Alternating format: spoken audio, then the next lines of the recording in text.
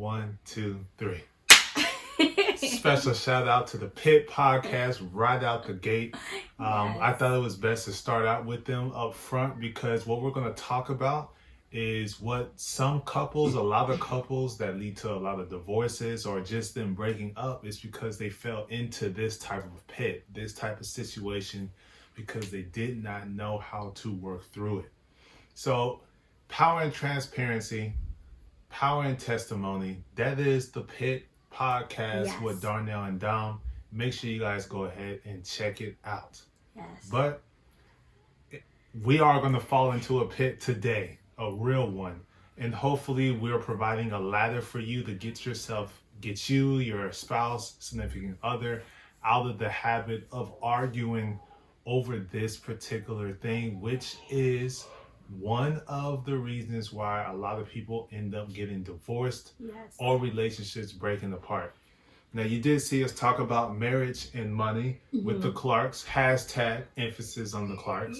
And so we thought it would be a great idea to do a little bit more research on it to ensure that we don't face this situation and to share with you guys different creative ways that we found during our reading process.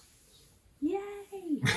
Also, we want to say hello, welcome back to the village. Thank you all for supporting us and watching another wonderful episode. Yeah, so this is the hot C, but I guess we can call it a hot B because we are enjoying the lavish, comfortable purple mattress. I'm telling you, it is so great that we had to shoot the podcast this time in the bed because it is so freaking comfortable. It is. And we spend our entire weekend in the bed. That's not true. We still make like breakfast and lunch. That you didn't have to say. That's obvious. Well, hey, you said the entire weekend. That means we don't leave. Well, hey, you gotta use it and you come back. We still eat. But anyway, that's how comfortable it is that you will be in here the whole weekend. Yes, purple mattress, 4-inch. It is literally like sleeping on the cloud. I'm telling you, super comfortable. So we're gonna talk about it now. We're gonna get into it. Yes. And it's gonna get right into it. So what we're gonna talk about is, the fettuccine, the bread, the guap, the dub, the strap, the K, the grand, bag of money. Greenbacks. Out of all of that, you didn't. C notes. You didn't even say dinero, which is like dinero. Like always all said. of it. Money.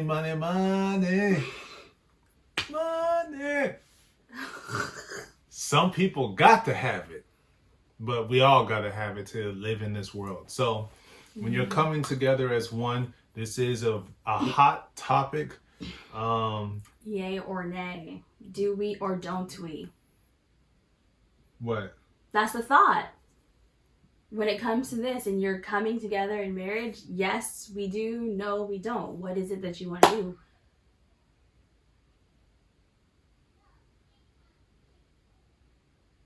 So, I'm just gonna keep pushing forward because I'm lost. I hate when you do that. Cause I'm like, what are you talking about? Do we or don't we? What? What are we talking about? Combining money and marriage. We didn't even say that word yet. Yeah, which you should be introducing now because we're trying to cut down our time. If you do all the extra BS, then our time. No. This is going to be edited out. No, it's not. Because I'm not. Because you can't. Anyways. There are a lot of reasons why couples combine their finances. And there are more reasons on why it is extremely, extremely difficult. So we read this beautiful article by the Wall Street Journal and thought we would have our tips along with what the article is talking about on how to overcome pivotal reasons as to why there's a huge barrier, a huge wall between couples in marriages as to why it's very, very difficult. So from the words of Laura Lewis, who is a licensed psychologist and owner of Atlanta couples therapy. She says combining finances is a emotionally charged issue. And here are the 4 reasons as to why it is very difficult to combine it and to do it with ease on a mental level and the emotional level. Because one of the very, very most important things that a lot of couples end up missing, or even I end up missing sometimes in our relationship, because we're human, we're not perfect, but it is very, very important to keep this on your mind. Communication. You gotta communicate and work through these issues. So the first one is loss of control. Right out the gate, most of the time it is us men that feel like we're the breadwinners. It's my money. I gotta make sure we manage it the way I do, because that is the way. Like we Jesus or something, like it's the truth and the light. It's not. No. So overcoming. So there are different ways in which you can overcome that obstacle, if that is an obstacle that correlates to you. Track your expenditures and savings simply because you may not even realize how much you're spending. So not me just tracking my own spending, but she tracking my own spending. Like, you spent $500 on food this month. No, I didn't. It's right here. Dang, that's a lot of money. No wonder we couldn't go on those dates that we wanted to do or travel to another city. Put it all in the food. What's wrong with you, boy? And vice versa. Come on now. How many times are you going to go to the spa? This is ridiculous. Okay. You done lost your mind. It don't make no sense. That cream bath. I done bought the zzz ball. You can do it yourself. Like, come on now. So but what that does is you guys are actually sitting down doing that, and that invites words being expressed to one another, communicating on a different level, on a level that could potentially, if you allow it to, end your relationship. So communication is good when you're abreast to your partner's cash flow and how the money comes in, how it trickles out. That allows you to identify different areas, different categories of spending you can pull back on, and that you can use those funds for something that you guys collectively decide to do moving forward, because you do not want to be in a situation where there could be a health situation or something might come up, and all of a sudden there's that resentment that has been built up over time, and now you then got hit with a whirlwind of expenses and debt, or in some cases hidden money because someone was creative enough to overpay on their taxes by large amounts, and then all of a sudden you got all this money sheltered somewhere else. Like, we've been out here struggling. I'm over here riding around a 1990 cents Pinto, which don't even make sense. No, it doesn't. So it's just like, why am I over here creaking up the road and we got 300,000 over there? What is wrong with you? It's my money. See, that's the problem. When y'all come together as one, it's y'all. Stay in your lane. Exactly. So, what the article does bring out is a great image, which we'll be able to show you just by clicking the link. We might be able to provide the picture in here. I don't know. Got rights and stuff, so I'll just more likely just drop the link and you guys can look at it. It's titled Better Together. So what it pretty much breaks down is three different categories as to when couples are doing things together and when they're doing things separately, and when it comes to talking about money. So when they communicate well with their spouse, it's 73% of the time that communication is great, and it extends beyond just the money talk. When you're doing things independently, it drops down to 67%. It's difficult to start a conversation with money with their spouse around household spending and budgeting. It can be very challenging. So 13% of the time, it's a challenge, which is way less. As compared to independently, is 20%. So that communication factor is making it even easier for married couples, for couples to have that money talk situation. They are more likely to be confident in their significant other's ability to assume full responsibility of retirement finances if needed. So now we're talking about in the future, which means you realize what's happening right now, the things that you're doing that could affect your future. So you're looking past today. 85% is higher ranked than the 57 when you're doing it independently. So if you're doing things together, the likelihood is that you will be able to shore up enough cash, enough investments, whatever it may be. When the kids are out and y'all free, we free to do whatever, we're in a better situation to live the lifestyle that we want to once the kids are gone, once we hit retirement. The next thing that they talked about, number 2, which makes it a little bit easier. You combine everything, but you still like, oh, I want to do what I want to do. And you're going to see what I'm doing. I'm trying to do something for you that you don't need to be knowing about because it ain't none of your business. So there's a thing called fun money. And either or it could be called a no questions asked account, which means that you guys have everything together. All the bills are coming out. Whatever you guys decide, because whatever works for you guys may not work for us. So whatever decisions that you make, you do those. But then you have 2 little pockets, or just one person may not need it, the other person may need it. So you have that account there that you put some funds over there to do whatever it is that you want to do. Whether it be you're saving up money to take your spouse out on a lavish date, vacation, in Barbados. You never know. So it's good to have that set aside. You can surprise your significant other, do whatever it is that you need to do. However, I will say, in doing these things, you gotta have a heightened level of trust. So just like our podcast is, we're always being honest, open, transparent in our communication, always communicating with one another in every aspect of life. Do not want you to mince the words and think that this could be your getaway account. You can go off creeping and do whatever it is that you want to do, and some things you ain't supposed to be doing. So don't start with that now, which is why when you're doing things together, you have access to each other's accounts. You can see different things, holding each other accountable, not for that reason, but for the reason that we talked about, which is that 85% of being able to take full responsibility of what you guys plan to do 20, 30, 40 years from now. Because that will keep you in the mindset that, man, as soon as these kids is gone, it's on. We're going to be going here, there, everywhere, wherever that you choose to be.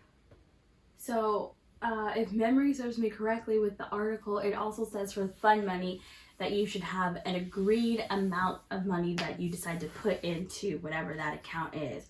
So it's not like, I'm taking 3/4 of my check, all of the money that isn't needed for bills, I'm putting it over here for myself. We have an agreed amount of money of whatever it is, a month or however you want to divvy it up. You do it a month, every 2 weeks, put $200 over there, and then you come to find out that it turned into a savings account because you ain't even using it that much. So only you. So you taper. Only you would think that. Oh, of course. So you taper how much you put over there. You taper it down a little bit. So you gotta be, flexible. Being able to adjust, have those different types of conversations and apply what is being said to the budget, to the money movement that you guys have decided to do. Yes. Yay. Anyways. But yeah, that's all about the fun money right there. It does give you another great graph on who typically takes the lead in the money. If you've seen our episode before, I take the lead in managing the money, all of the money, make sure all the bills is paid and blah, blah, blah. All the money is put aside that we decided to do for ourselves collectively to reach our goals. Of course, I have predetermined how much gets put to the side for the retirement, so we don't even see that. But yeah, I'm the primary decision maker. She gives me input. Sometimes I don't listen. Majority of the time. Which is why we're talking to you listen. about this, because we realize this could be potentially a problem. And so we want to make sure it's not a problem for you guys, because it's not a problem for us. It's just it's not going we to be. hit the wall every now and then when it comes to the whole money thing. Not arguments, screaming, hollering, just differences of opinion.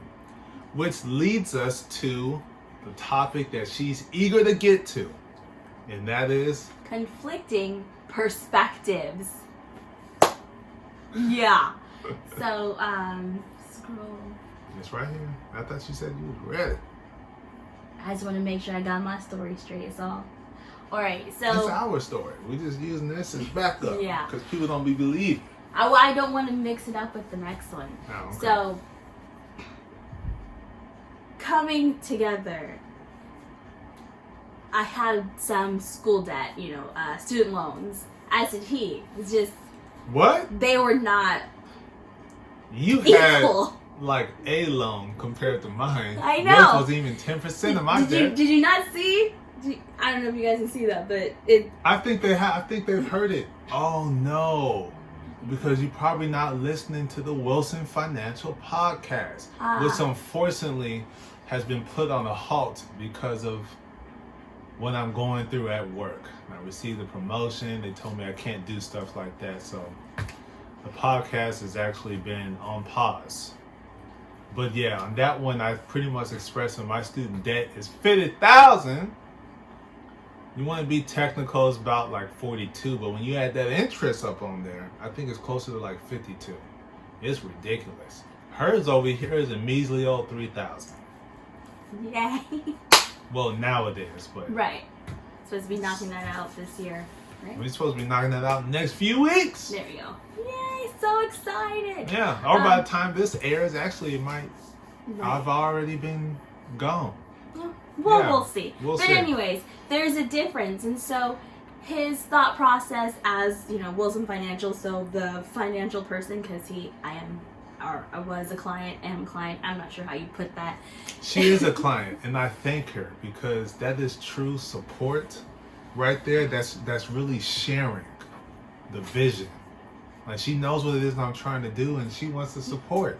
So even though she went from woman, as in my woman, to my wife, she still supports. She still supports. Still support. Yeah, Mm-hmm. I appreciate that. Oh, Yeah. you're welcome. Yes. So we're going to be really strict, we're going to be really rigid, even though according to what he said and the way I understood it, I had student loans, but I really didn't have any debt.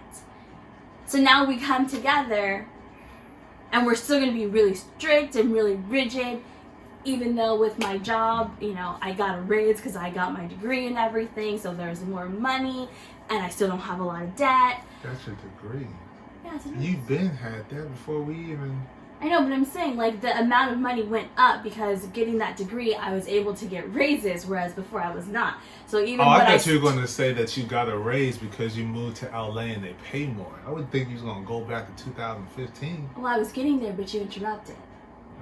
Yeah. So then, Spoiler alert. moving here, I had a bigger increase being a travel nurse.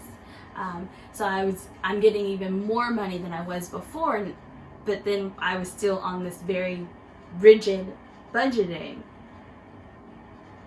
And I'm like, why though? We're perfectly fine. I should be able to go and spend money because there's extra money that we don't need that's just sitting there. And how I see it as No. we live in an area where the cost of living is higher than what you're used to.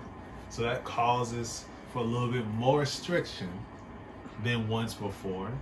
Plus, You guys don't hear my credit score is low. I'm used to it being in the 800s. Okay. It's 770. What is going on? First of all, I've never said anything about 770. We gotta knock out and eradicate this debt, which is credit card bills typically, which we've addressed the way on how we're gonna make sure we don't go bug wild, because we've been going a little bug wild recently. We have not really, but the credit card was getting a car and then getting this mattress, which both were necessities.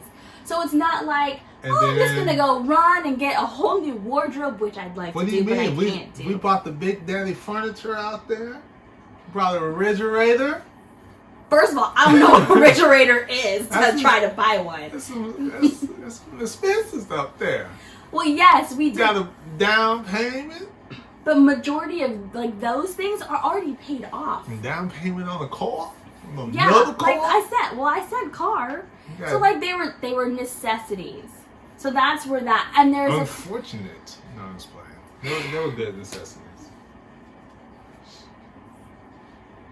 Necessities, and there's a plan to pay those things off.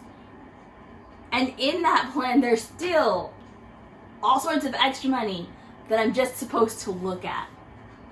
Because and not ever use. Because I want to buy a house. I'm tired of renting. In which we came to a conclusion on that one, I think. So that's why you gotta be right here with it. Again, it's not like I'm trying to buy the Taj Mahal. I'm not trying to get a new wardrobe. But sometimes, because I have the money and I know bills are paid and everything is fine and the things that need to go where they need to go have gone there, and there's all the extra money, it's like, I'd love to just go to, I don't know, a shoe store, because I like shoes, and buy a new pair of shoes. I have more shoes than her now. She does. That's He has more shoes. More shoes. I'm looking at it right now. That's crazy. It's ridiculous. I have a little cubby. All my shoes. It's ridiculous. But anyways, that's beside the point. But after all of this talking you didn't hear us go through, I did come to the realization that as long as what we're trying to do when it comes to purchasing homes and houses and retirement and bills are paid, whatever is left, go on right ahead and do your thing. Almost. Long as it's on the credit card so we can get them points. Almost. Make sure we gotta give a quick payback because we ain't paying no interest. Anyways, so conflicting interest. There's extra money. All the things that need to be taken care of are taken care of. I should be able to spend money. Him, no, don't do it. Don't spend. Just don't. Conflict of interest. So there had to be conversations, and that's where you know what, all of these things are taken care of. You can spend, because he also knows I do like having money in my account, and I'm not going to deplete it that much. So I mean, if I spend money, it's going to deplete, but it's not going to be like, okay, I'm negative $600. Yeah. Like we're not going anywhere near zero. Yeah. And he knows that. So now we've had that conversation. It's okay. But going in, I tell you, those conversations were long and many and frequent because I just did not understand. I just didn't get it. Like, but it's there though. Yeah. I see it. And any money that she goes off and spends, it's a lot to me. I don't know why. Like $30. What did you spend $5 at Taco Bell for? It's Taco Bell. Like, that was not $5. It's more like 30. That's when I buy for everyone else. And above. And then I'll be seeing $50 transactions. What did you... Oh, that's gas. It just hurts. It's just so much. It's exiting. It affects my soul. But I'm, getting over it. Getting used to it. Slowly. But in doing so, when that combination comes on, in all relationships, we all come with baggage. We all come with our personal issues. If you've been following along, I know you guys have. You know, I got the demon. You know, you got the demon just, you know, it's and so Had the and she has her, you know, her little thing, don't say it, her little thing. And so we all come with, you know, little baggage here and there. But even in doing so, even when it comes to relationships, you got money baggage. You got debt problems. Coming over here and your credit score 20. You know, there's things there.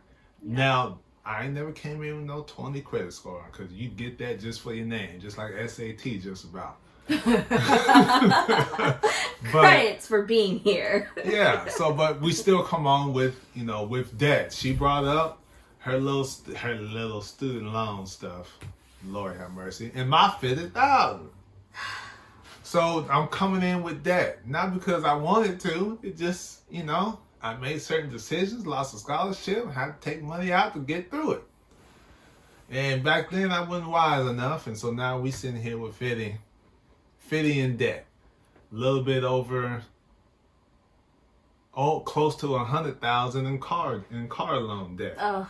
With the car, we ain't worried about that. That's investment, that's needed. See, that hurts me. The student loan though, yeesh. And one of these politicians, y'all remove it. Remove it, Lord. That 50,000. Jesus, it's actually getting hot in here. Just talking about it. The gift with the little baby. Yeah, just please take it away from me. And send it to the heavens. I mean, if you took 50,000 away, I can stretch out that 2,000 over 50 years. Oh wow! Cause I still don't want to pay it back. No, I'm just playing. Remove it. I'll pay that thing quick, fast, in a hurry. But yeah, debt, sharing the burden. Do you feel like you gotta, you know, help your significant other, your husband? I didn't. Get up out of there. Come on now. The Lord conjoined us together. So we in this thing. From thick and thin, high water to low tides. Richer or poorer, debt or no debt. I need you. That was not in the vow. That was not in there. I need you, Lord. But yeah, so for millennials, it is a heightened rate, 74%. Mm-hmm. Generation X, 62%. Baby boomers, which just about should be 0, but it's 39%. Yeah. So do you feel responsible for taking on your other half's debt? 35 for millennials, 39 for Generation X, 24 for the baby boomers. Debt had a negative impact, which means it's affecting your ability to do things like qualify for a house. You got that debt to income ratio, and that debt be kicking your tail. Score be good. Down payment money might be there. You turn around and get that mortgage in comparison to your debt. It ain't gonna happen. You don't get approved. So 46% for millennials, 41% for Gen X, and then 30% for baby boomers. But there's something you wanted to say about sharing the burden, because God is good. So. All the time. I did not want to. I didn't. I was like, but why? I didn't go to school for that. My debt is almost gone. I will have paid all of my debt on my own. As in, from my money. I've had help with the plan. Yes, thank you, Wilson Financial. But it's been the money that I've earned from the work that I went to school for. So I'm like, but you got it. You got it. It's all you. So I do. I do have it. It's just with our goal, we gotta I finish? Okay, Jeez. Go ahead. I don't want these people thinking I'm out here. No, need some change. Help me. No. I mean, the income ratio, you know, she up here and I'm, you know, trying to get up there, but it ain't that bad. Anyways, so we had to have a lot of conversations because, I mean, if you guys haven't picked up on it, I'm a very strong-minded individual, aka sometimes hard-headed. And so we had to have quite a few conversations. Sometimes founded. Hard-headed. Quite a few conversations so that I could gain a better understanding. And as he said, because we had or we have these goals with, you know, house, not an apartment for the rest of forever, but house, you know, like he said, things I didn't understand. I didn't know anything about the fact they're going to be looking at exactly how much money you have with your debt, you know, all of that going against the mortgage that you would be paying. And so when he explained that, it's like, okay, I mean, I was still hesitant, but I was like, all right, let me think about it. And then eventually it's like, okay, what's your plan? And then after I sat on the plan for a minute, I was like, all right. No, you wasn't, because we went back and forth. No, listen, I was like, all right, let's do it. And then the first time the money came out, I was upset. Remember we talked about it. I don't remember saying that. I had a slight case of amnesia at that minute. But we changed the amount. Yeah, because through the conversations. Because I was like, look, see, you do this, what I'm doing, oh, yeah, it's going to be gone. Yeah. And she was like, my money, no. I'm like, okay, well, what about this? That means it's going to push what we're trying to do a little bit further back because we're not doing what I originally wanted. Well, we're not even doing the original plan now anyway. Yeah, we are. We're still doing it. No. Yeah. Together? No. Mm-hmm. Anyways. So, yeah, there were some speed bumps. And even now... Well, one of them's going to get paid off tomorrow. I said one of the loans is getting paid off tomorrow. How? Because we've been knocking that thing out. Oh. See? I looked at it the other day. Oh, but it just gave me the total. Never mind. That's right. I was gonna say I just looked at it, but that was the total, so never mind.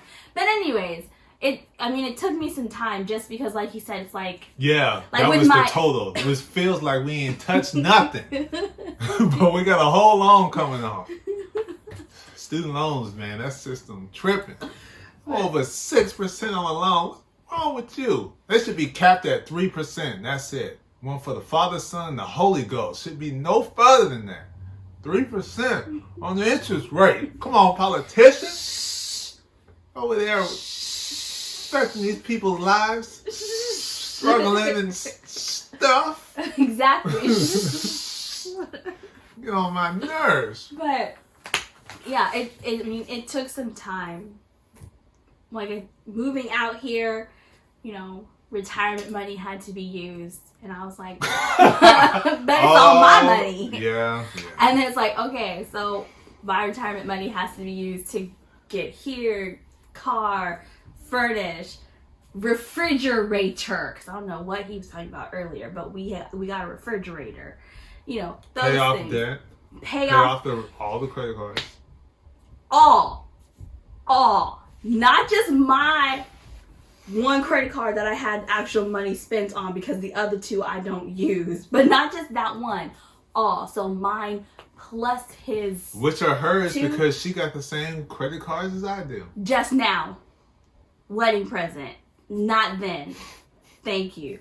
So, yeah. It was spent on you too. My one plus his 2 or 3 because he has like, I don't know. Yeah, we went broke. Because all my money went, all your money went, and we wiped all them credit cards out. Yeah. And then some. Except the purple. You know, purple, we ain't knocked that one out. It's still sitting on the card. But that's new. So yeah, that's it's a new one. But yeah, so I was like, how come all of my money is being spent?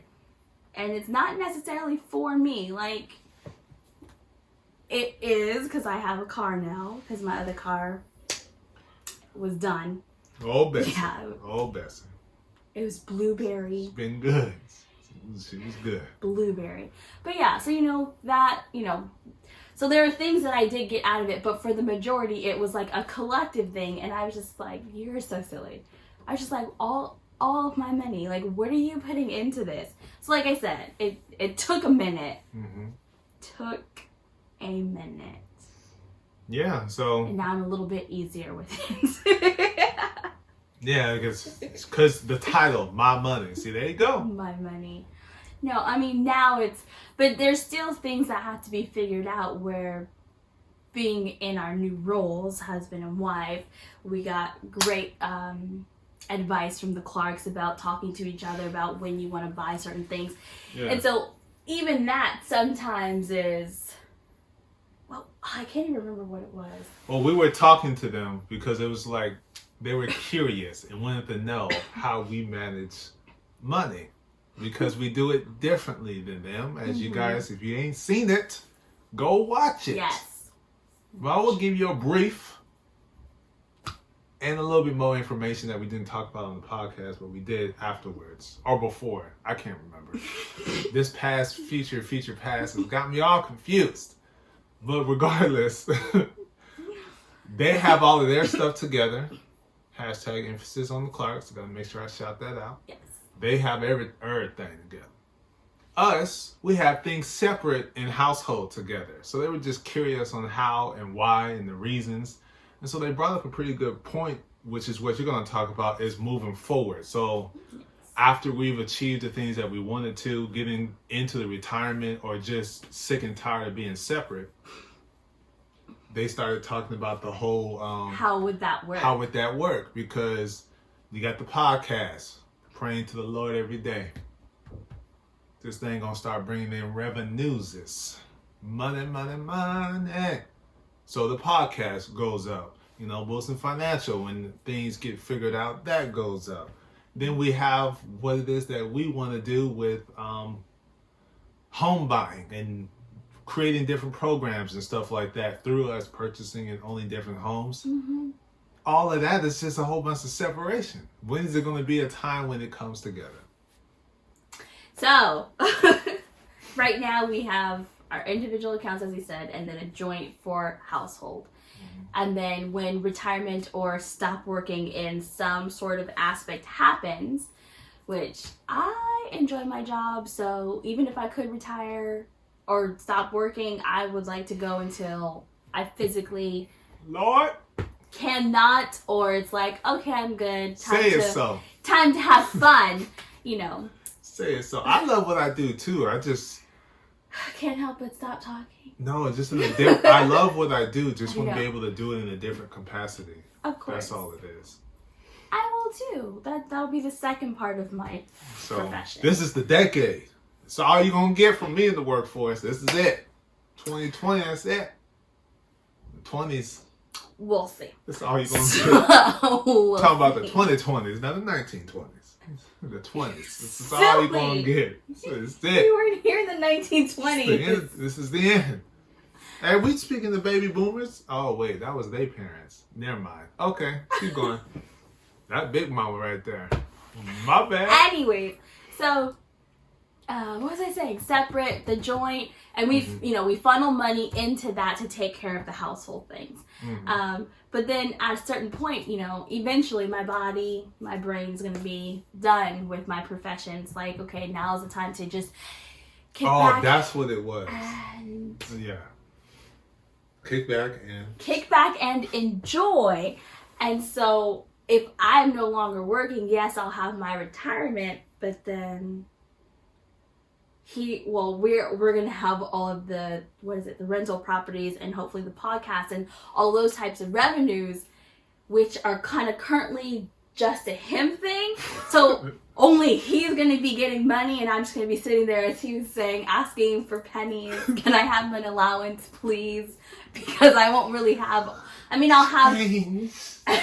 I'll have enough, but as we have it, the money that I bring in takes care of certain bills and rent or whatnot, and then his stuff. So it's like, okay, on my retirement, I still won't be able to be like paying for those kinds of things and enjoying life. Which you should be able to if you properly contribute to your retirement and invest in it properly.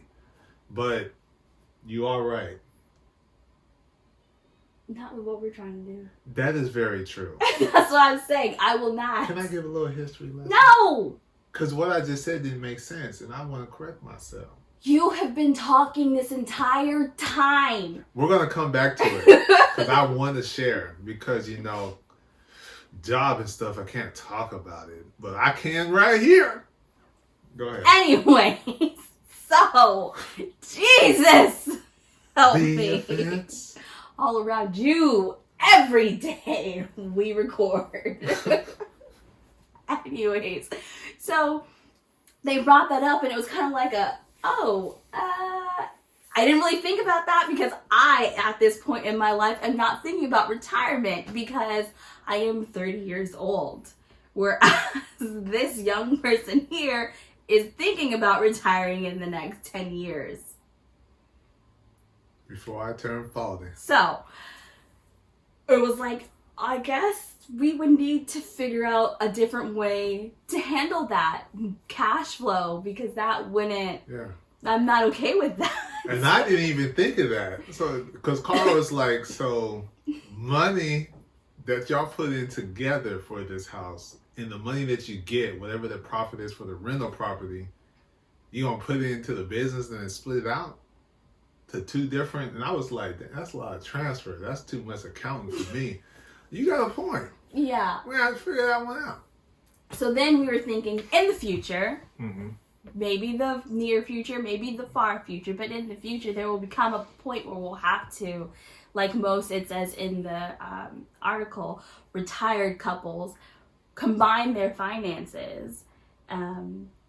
The only thing with that is after doing something for such a long time, it becomes a habit. Conflict. And and then you have the, it's not so much it's my money, but I don't want to have to ask you about this and that and the other, and well, I want to go and do this, and there's just all the extras. And disparity between one of us had to sacrifice more, which allowed you to work more, which allowed you to contribute even more. So when we both retire, you over here with 500,000, I'm only over here with 50, because I had to sit back and sacrifice. So without his sacrifice, I wouldn't have as much in my retirement. So I shouldn't be trying to hoard all of that money like, here are your $3 for the month. That's not right, because it was, in an essence, a joint effort. Yeah, $3. Obviously, that's not realistic. But I'm just throwing it out there. You must have went through a great, humongous depression. $3 make me last for a month. Lord have mercy. But, without the sacrifice, that wouldn't be there. So it's not just the money that I earned from work. It's also the money that he earned from sacrificing whatever it was that he could have been doing to put away more money. And so, the mindset, as the article says, it's a mental mindset change and an emotional thing has to happen in order for you not to have those conflicts. Yeah. Which can be difficult in time. And I think we'll be just like Lauren and Kyle. I'm not even going to try to say the last name because I would jack that up. But Lauren and Kyle, what they pretty much did in combining their accounts or with us sharing the burden, they were able to knock out $266,000. That's 266,000 in like 3 years, I think the article said. So he was like a firefighter and she was a nurse. Of course, they make different money. I'm in the financial world. She's a nurse. So we're not on the same, income level as that couple. But with us, I think we'll be similar in that sense as it pertains to this student debt. I think we'll have to talk about that. So as far as sharing the burden, and we knocked it on out now. But never mind. Anyway, before we do the summary and conclusion on our QFLO tips right here. Yes. I want to be a little educational. I want to be a teacher. Because I said something about if you properly retire, you should have more than enough. If you properly save or contribute to your retirement. Contribute to your retirement. You follow the right plan when you're around our age. You want to put closer to 17% aside every time you get paid. If you're after 35, you want to be at 22, 24%. But not everyone can do that based on the money that they have coming in. So what I said is not entirely true. Also, with the cost of living going up, inflation, it's a completely different time now than what it was for the baby boomers. Because they was making money, for a lot of them, hand over fist as compared to cost of living. So that gave them a whole lot more money to start investing and putting aside. As generations came down as far as cost of living and then the income, this is what's happening. So it's going to make it a whole lot more difficult for you to continue, for you to start saving for your future. So that's where our conversation went towards, not only just buying a house for ourselves or building a house, that we will want to start purchasing homes, getting into the rental property, using that skill that I formerly was taught, shout out to Gregory Johnson, on how to utilize that to generate, revenue that's long standing. It could be forever, passed down to generation. We're probably going to be a little bit more selective and be like a 30, 35-year term, and then giving other people the ability to start their financial journey or have a piece of property for themselves that they can build off of and have long-term wealth within that family. So those are the things that we're we'll be starting out to do, or thinking about doing, I should say. We ain't started nothing yet. It's still a conversation. Yeah. But that's something that we're going to start putting our foot in. So for us, with cost of living and all of those different things, we have to be even more creative on being able to literally retire rather than working until we're like 72. Which is another law that changed as far as contributing and then withdrawal period out of your IRAs, out of your 401ks. It's to 72. You got Social Security sitting there say 2035, y'all, ain't no more money. And that's going to be crazy for a lot of people out there that have been working and Social Security ain't got no more money. What was y'all doing? Really? So with all of that news, we have to be more creative for us millennials to be able to retire at the age that we want and be comfortable in living when we decide to retire. Creative and proactive. That is the key, proactive also, because not everyone's income is the same, but if you're smart, methodical, having conversations, not only with financial advisors, investment individuals, with your significant other, all of those forms of communication are going to be valuable, priceless, and it can help you, make sure you're ready. So we're going to close it out with our overall thoughts that I have here on the papel.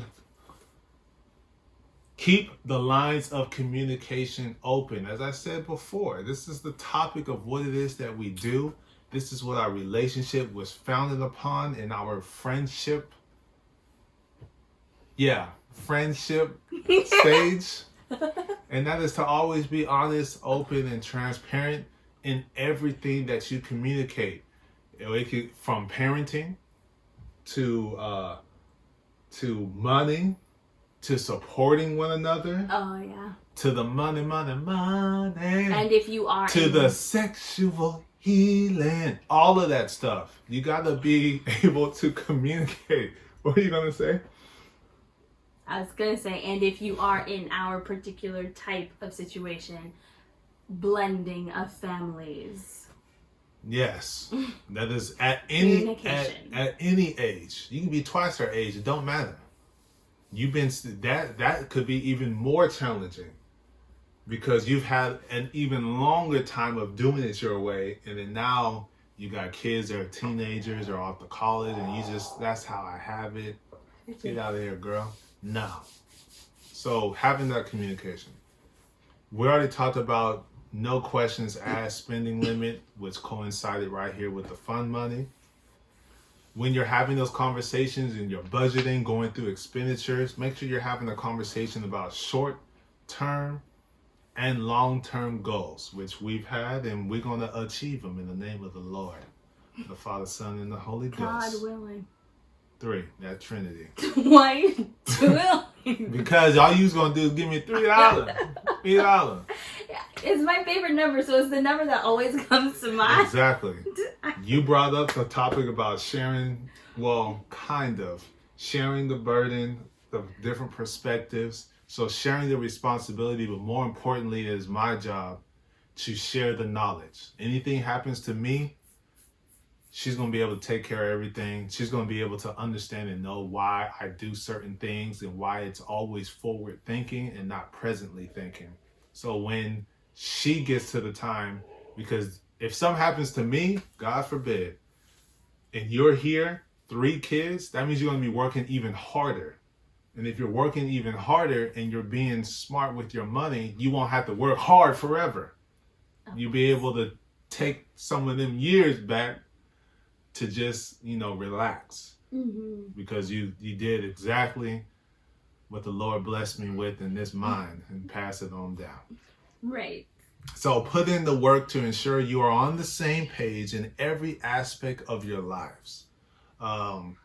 Even the small things we talked about with the Clarks, can I get this gum? Nah, wait till it's on sale. 49 cents, not 75. So all of those things, it don't matter. Doesn't matter what it is. Because disagreements over money are the most common reasons for breakups and divorces. Be, as you said, proactive in everything that you guys do. And make sure you're making, above all, smart decisions. Even myself being the money guy, I go to other people who are, head and shoulders above me to pick their brain and get advice on what I can do. And then I come home with it to her, and then we apply it in our way that works best for us in our situation. So always seeking those smart decisions when it comes to managing your money. And understand that although communication is the most important, because some conversations when it comes to money can be a bit intense, a bit emotional, you might have to just, what is it they say, put a pin in it.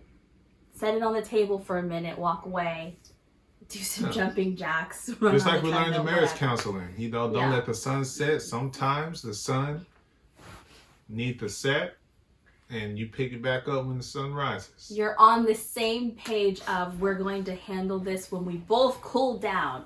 So you're not angry with each other. You just know we're not resolving this tonight. And that's okay. So, put it down, come back to it with clearer, calmer heads, and then talk some more. And that's all okay. You said put it down. So we finna go night. Come on. You're so Thank you for joining us. Good night. Night.